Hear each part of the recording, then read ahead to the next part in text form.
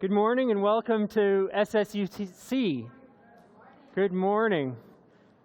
Welcome to Southminster Steinhauer United Church, where we are spiritual seekers united in community. Welcome to all of us here in this circle on this morning, and welcome to all those who join with us digitally, wherever you might be, whether you're in Saskatoon or in Toronto, in Kelowna, around the world. Those of you who join us by live stream and by video, we welcome you and we thank you for being with us this morning.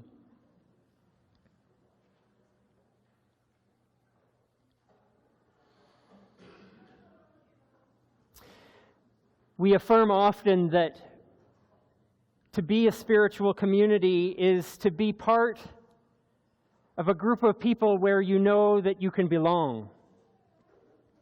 That it doesn't as much matter what you believe. It matters that you belong and that you desire to live as the best human selves that you can be. And so we gather here as a group that wishes to live fully and love deeply and be community with one another.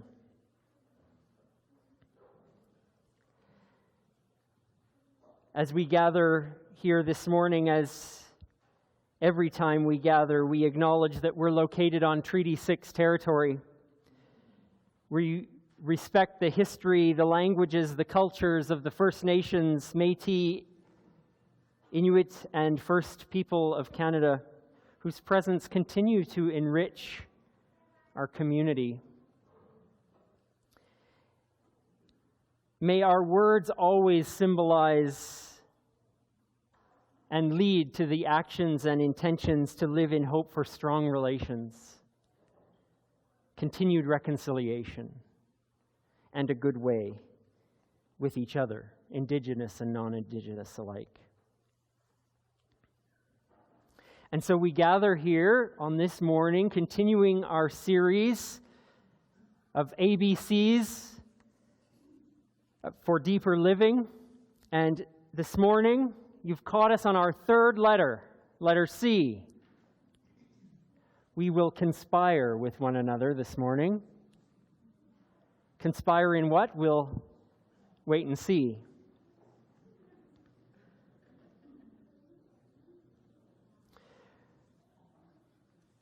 So as we have welcomed one another to this space, we have a few moments where we can share some things that are happening in the life and the work of this community, and want to start off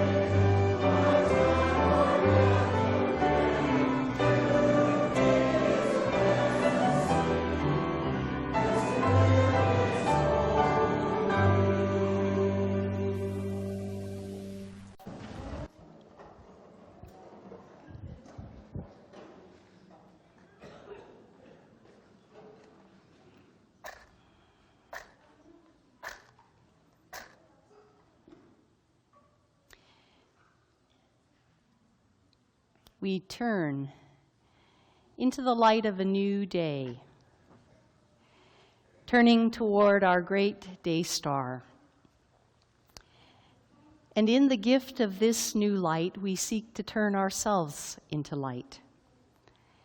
We light this candle in deep gratitude for the long story of life, which is the long story of light, a story to which we belong together with all who have gone before us. And together, as we light this candle, we honor the light of those who have lit the path before us. We honor the light of those with whom we share this life, the light of wisdom we receive in our tradition and in the enduring traditions of the world. And we gather in this light, seeking to reflect light with our very lives.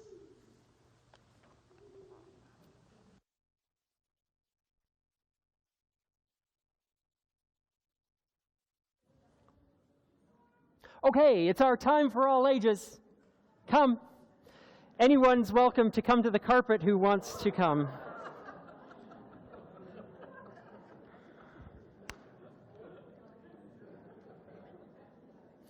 Kids at the back, little kids at the front.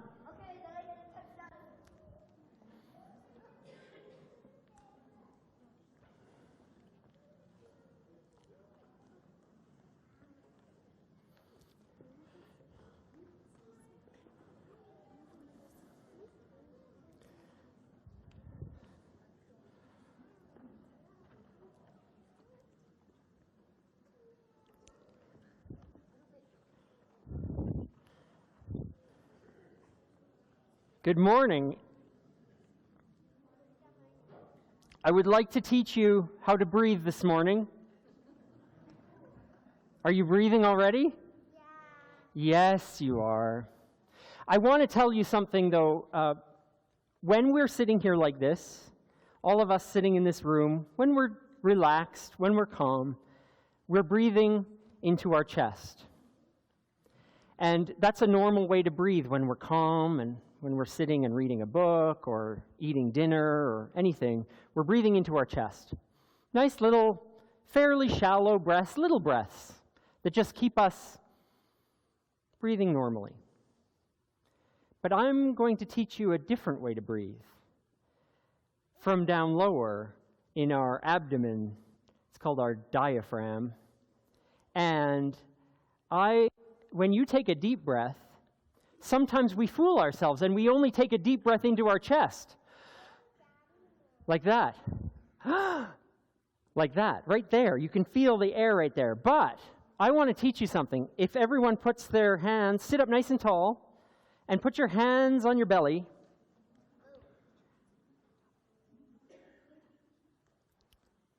And if you take a deep breath and think of the air going all the way down here to where your hands are, you can make your belly really big. Yes. I brought something to demonstrate that. This is your belly. You have to use your imagination. This is your belly. When you breathe like that, when you breathe deep, way down to the bottom, this is what your belly does.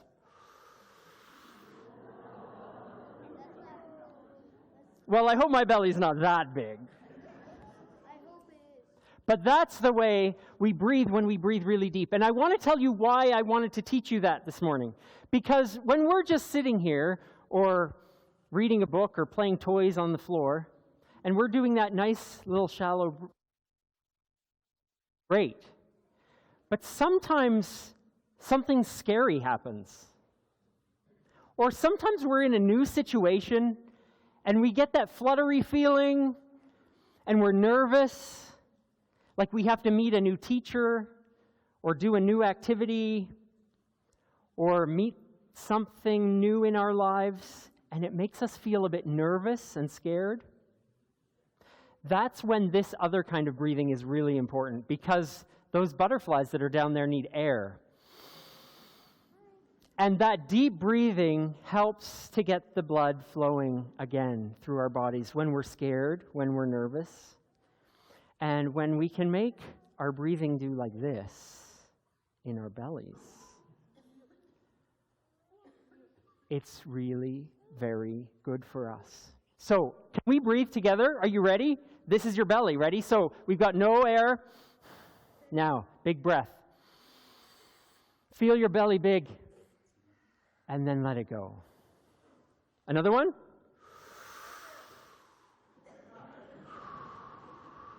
Can you make your belly even bigger?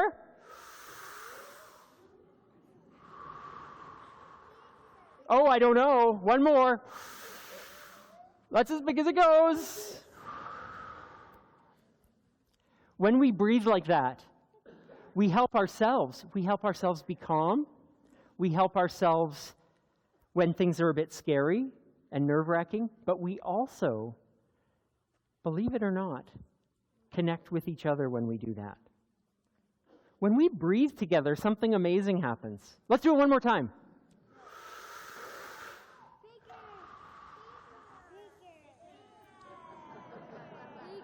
Bigger, ready? Big chungus.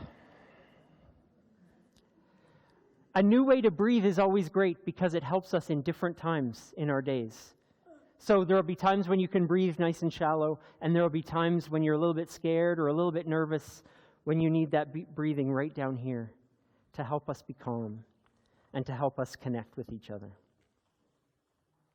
So, let's breathe our way into Kids Spirit and preschool and Youth Cafe this morning, and wherever you happen to be. Ready to go? Let's go.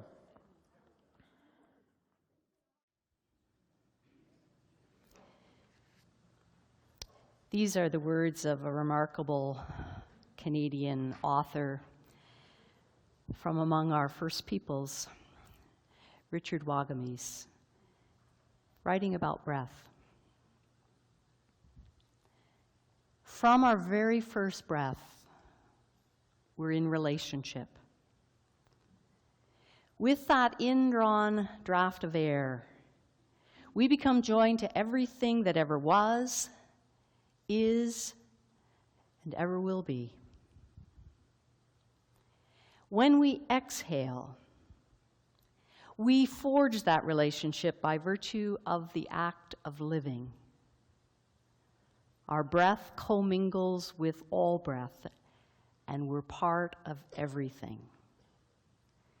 We're born into a state of relationships, and our ceremonies and our rituals are guides to lead us deeper into that relationship with all things. Big lesson. Relationships never end. They just change. In believing that lies the freedom to carry compassion, empathy, love, kindness, and respect into and through whatever changes. We are made more by that practice. In the words of this poet,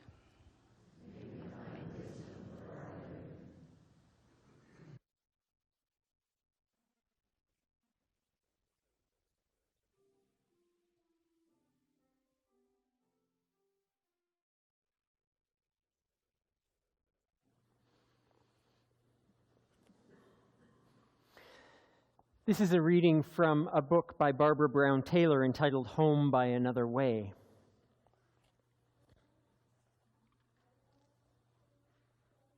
Take a breath. Now blow it out again. There. You have just launched a conspiracy. Now take another one. If you have studied Earth science, then you know that our gorgeous blue-green planet is wrapped in a protective veil we call the atmosphere, which separates the air we breathe from the cold vacuum of outer space. Beneath this veil is all the air that ever was. No cosmic planet cleaning company comes along every 100 years or so to suck out all the old air and pump in some new. The same ancient air just keeps recirculating, which means that every time any of us breathes, we breathe stardust left over from the creation of the earth. We breathe brontosaurus breath and pterodactyl breath. We breathe air that is circulated through the rainforests of Kenya and air that has turned yellow with sulfur over Mexico City. We breathe the same air that Plato breathed and Mozart and Michelangelo, not to mention Hitler and Lizzie Borden. Every time we breathe, we take in what was once some baby's first breath or some dying person's last. We take it in, we use it to live, and when we breathe out, it carries some of us with it into the next person, or tree, or blue-tailed skink, who uses it to live. In the words of this writer, may we find wisdom for our living.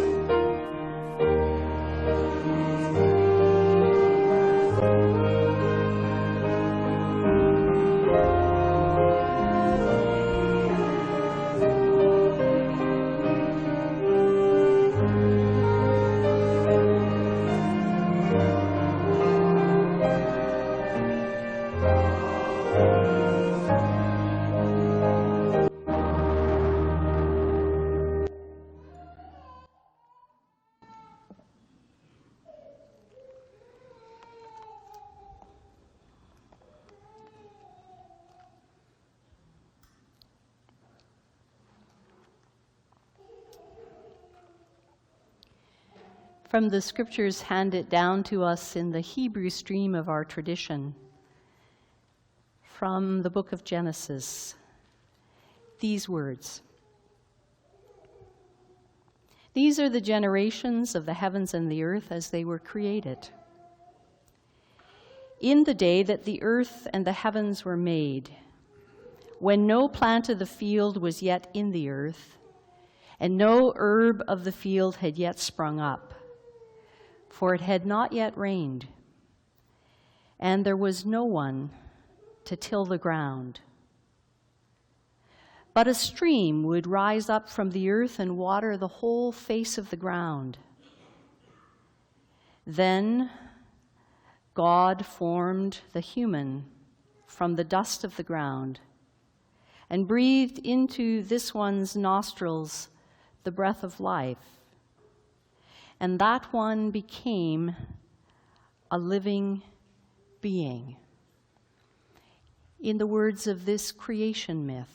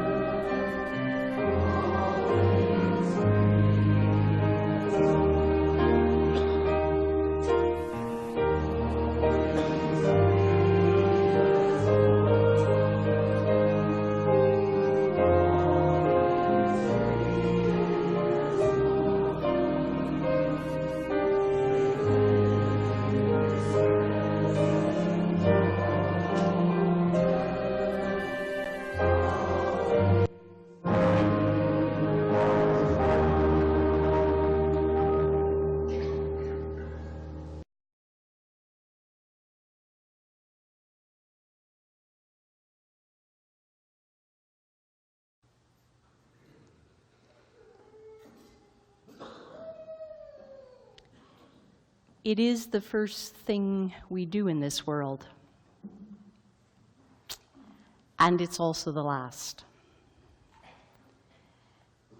From our first breath to our last, we'll breathe billions of times and barely give it a thought.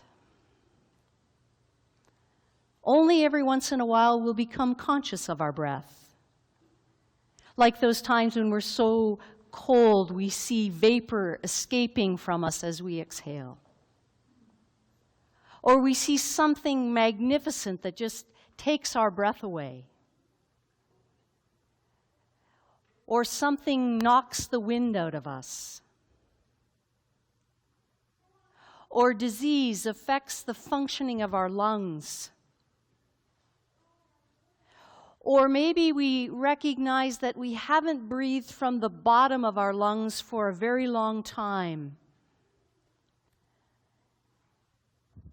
Sometimes we notice our breath because we feel out of breath from exertion or anxiety or rushing or the sheer neglect of our body's need for conditioning. But mostly we're just barely conscious of breathing.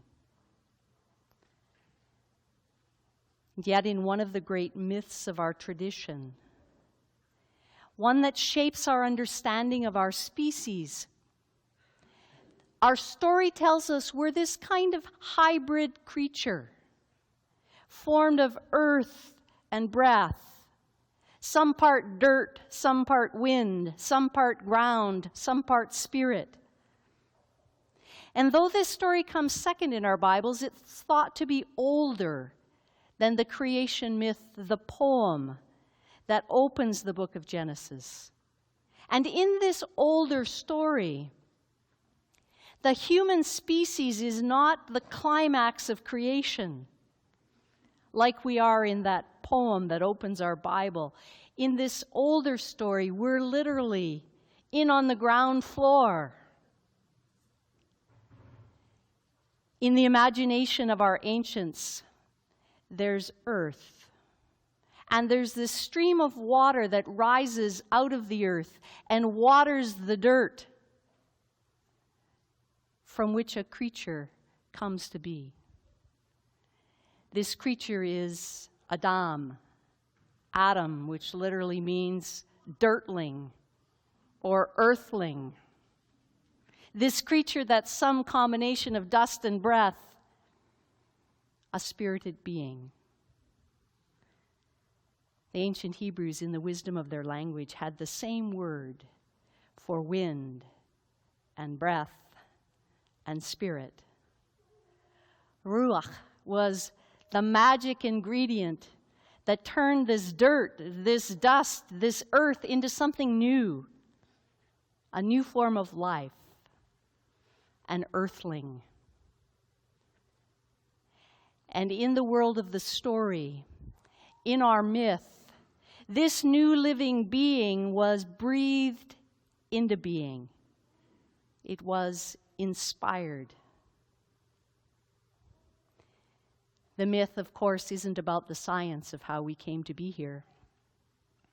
But it does tell us something about the nature of what we are, of who we are.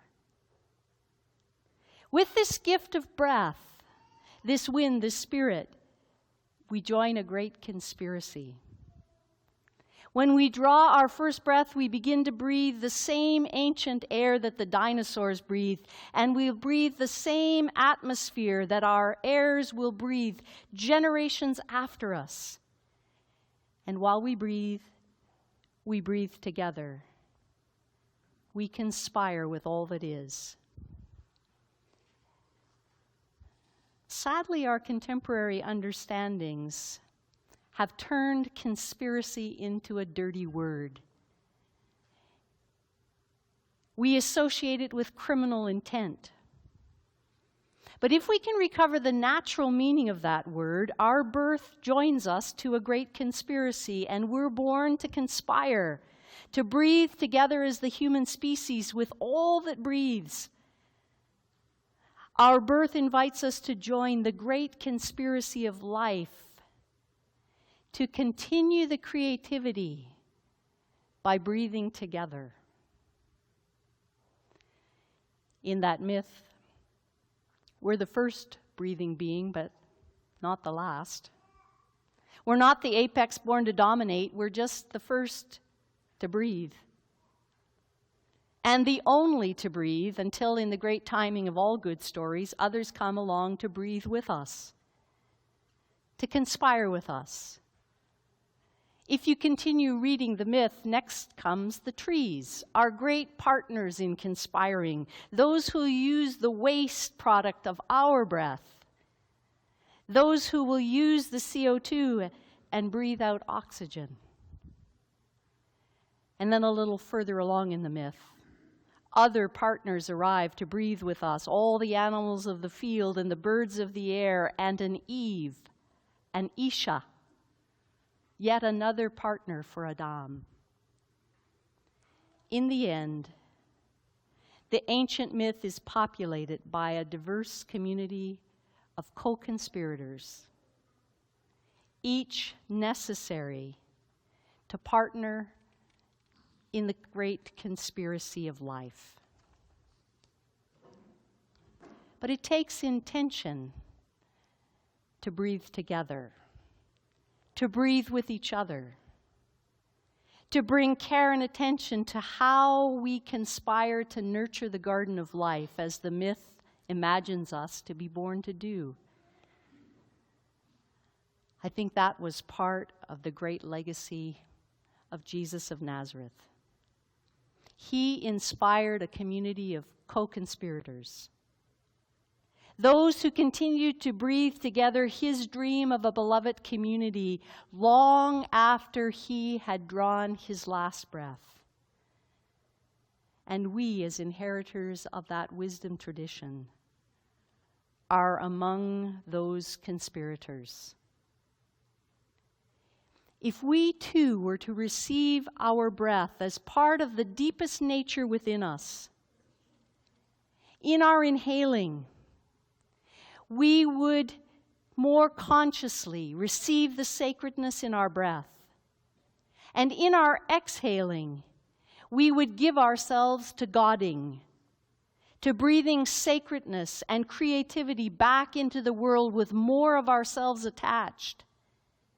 And if we were to breathe together with such consciousness and unity of purpose, we would join that great conspiracy that began with our emergence on this planet and has been revised and revived again and again by the great wisdom teachers of all time and all traditions.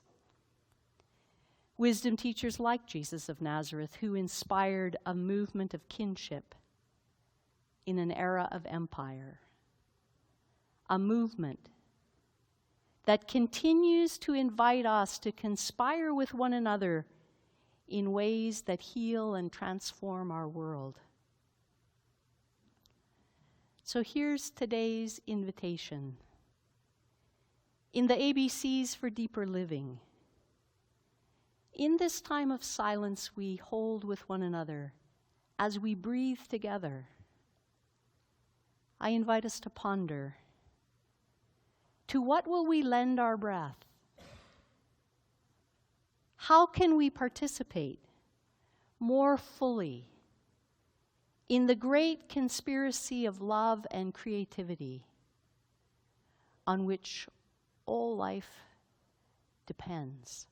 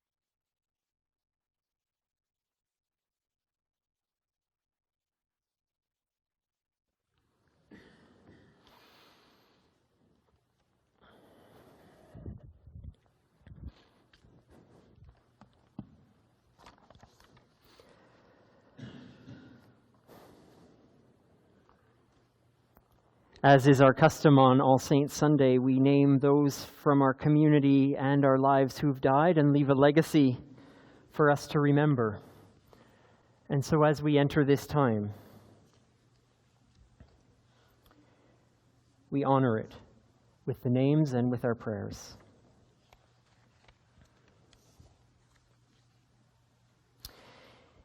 In the miracle and mystery in which we live, we are seized with wonder that we are not lost in the stars, that life stirs, mysteriously present in us as it is in the galaxies, stirring us to stories and songs and prayers that bind us to this long, long story of living.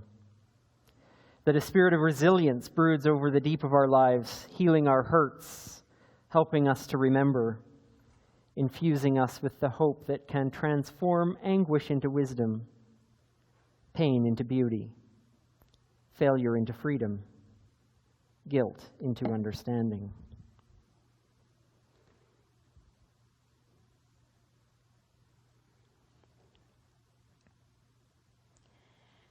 For those who have conspired with us, whose breath has now become air, those who have gone before us into death but live on in our hearts, we pause to remember these beloved ones with deep gratitude. Louise and Ron Adams, Wendy Adams, Lorna Allen, Maureen Andrew, Margaret Ann Armour, Bertha Ayres, Brian, Kevin, and Rick Barkwell, Noreen Blackerman, Margaret Borak, Thelma Bray, Alvin and Mona Buchholz, Marie Heinrichs Burrows, Sharon Kostel, Walter Cowan, Janice Kramer, Jane Cumming, Cameron Cunningham, Tony Darts. You who light the path before us, may we be faithful to the light we have received. Dennis Dubé, Diane Lois Evans, Joy Faust, Eleanor Fisher, Eleanor Gilchrist, Karen Ann Harvey, Bob Hetherington, Len and Maria Hedinga, Basil Henderson, Neil Hibbard, Charles and Fern Hickman, Margaret Hickmott, Barbara Hodgson, Anne Hook, Chris Hook, Barbara and Larry Hurl, Wilda Hurst, Arnie Johnson, Bob and Jean Jordan, Shirley Junk. You who light the path before us, may we be faithful to the light we have received.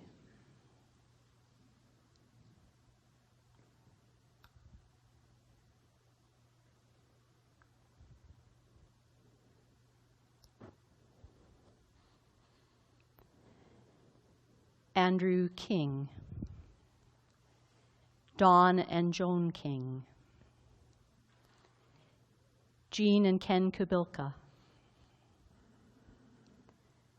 Dennis Lane,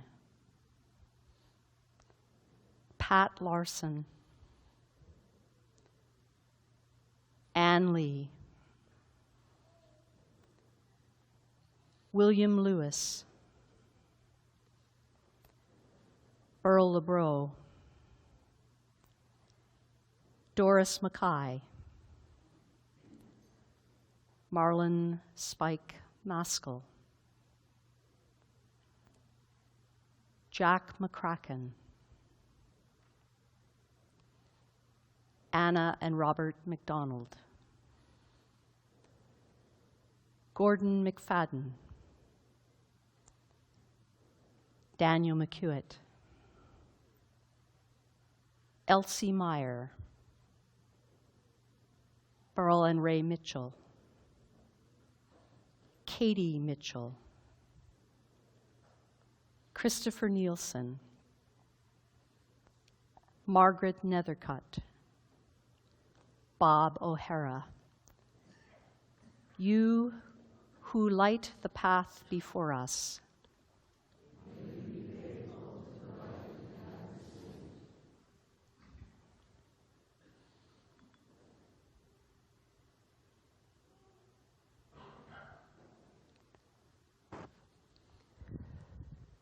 Michael O'Hay, Ronald Oko, Malcolm Pace, Loretta Pankovich,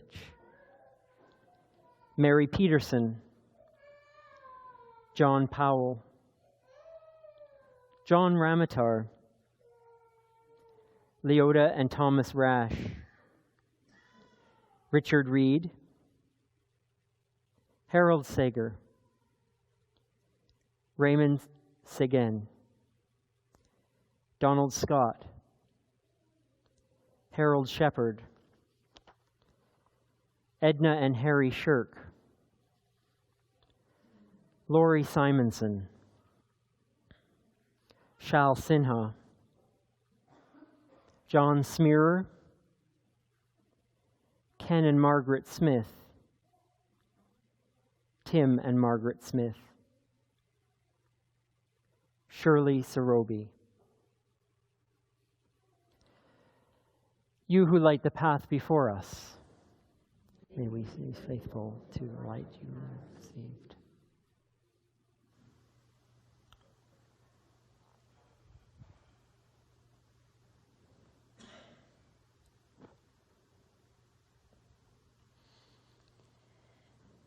Ruth Spears, Wendy Spears, Gerald and Verna Steves,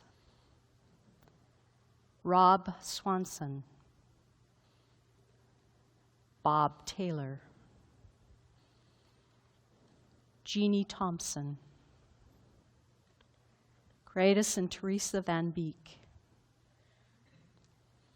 Millie Waring, Richard Waring, Daryl Webster, Ken Williamson, Robert White, Iva and John Wood, Thelma and Michael Warren, Cameron Wright, Dennis Young, David Zingle.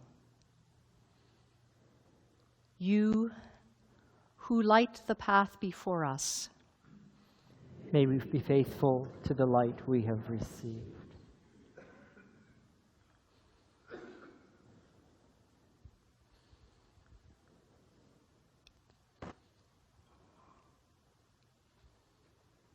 Into this single moment now, we lay the names that have not yet been spoken into this circle, but that we hold in our memory and carry in the fabric of life.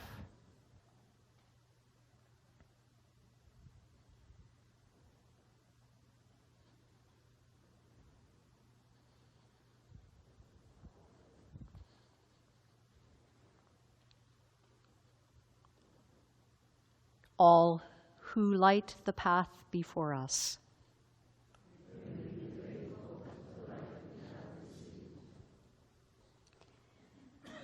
In the shadows of all that has gone before us, may we burn fully and faithfully all the days of our lives, May it be so. Amen.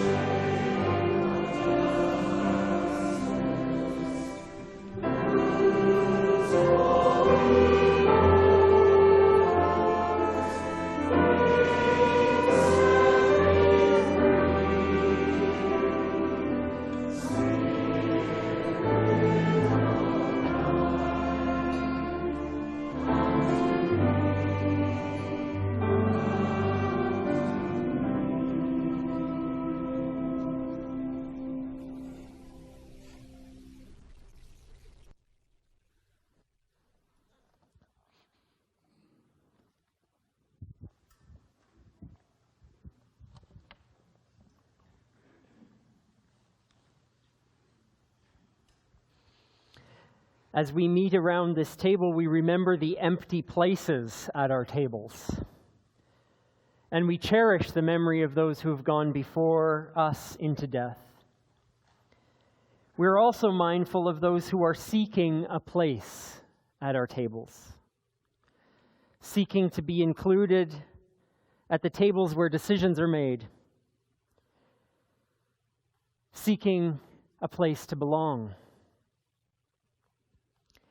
And we conspire with those who struggle to abolish the segregation of our tables, the places of discrimination and diminishment. Today we remember the ways in which the stories of Jesus of Nazareth offer us a vision of radical inclusion, of one who shared a table with those without a seat at the tables where power was brokered. We share bread in a conspiracy to feed those who are hungry for food, for shelter, for love and equality, for justice and peace. May the bread we share deepen our compassion and move us to live more justly. We also share a cup with one another, a symbolic act representing our commitment to conspire to continue the creativity that is needed for life to thrive in our cosmic community. May the fullness of our cup be of service to those whose cup is empty. As we share this table and these everyday symbols of a good earth, may we strengthen our resolve to love radically, forgive extravagantly, hope fervently, live passionately, and breathe gratefully. You need not be a member of this or any spiritual community to be welcome at this table. This table is an opportunity for us to enact something of our commitment to the ways we hope to live, the ways in which we seek to be the bread of compassion in our world, the ways in which we seek to be the cup of community for a hurting and grieving world. Come to this table as welcome participants, or remain where you are as welcome participants, choosing to use this time in whatever way is helpful and meaningful to you. As you come to the table, you're welcome to dip a piece of bread into the cup, a symbol representing the bread of compassion and the cup of community, gifts of a good earth, and they are for all of us. Come.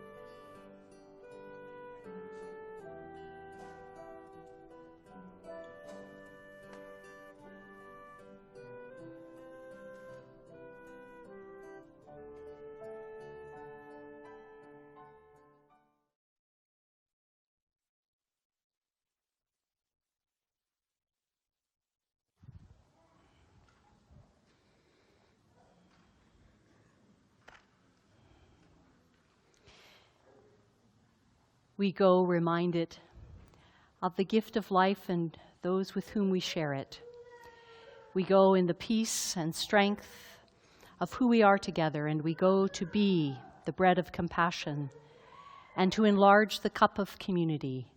We go to breathe together, knowing we are blessed and born to breathe with one another.